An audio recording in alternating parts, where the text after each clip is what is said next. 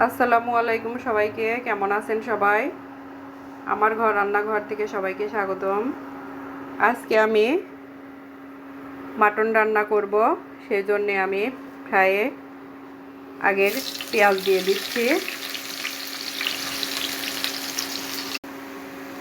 রসুন দিয়ে দিলাম। এটা একটু ফ্রাই হচ্ছে,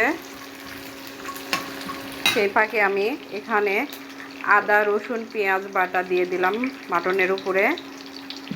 এখানে গুঁড়া মশলা, হলুদ, মরিচ, ধনিয়া, জিরা, গরম মশলা, লবণ, সব তেজপাতা আছে, এটা দিয়ে দিচ্ছি। দিয়ে এখন এটা আমি ম্যারিনেট করে নিচ্ছি।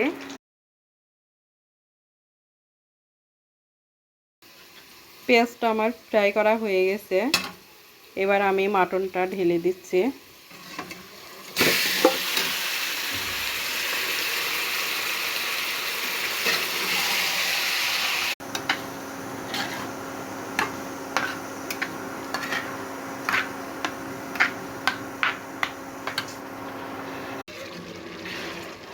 মাটনটা আমার কষানো হয়ে গেছে, রান্নাটা সম্পূর্ণ হয়ে গেছে। হয়ে গেল আমার মাটন কষানো। সবাইকে আসসালামু আলাইকুম। আমার রান্নাটা যদি ভালো লাগে অবশ্যই সবাই লাইক, কমেন্ট, সাবস্ক্রাইব করে দেবেন।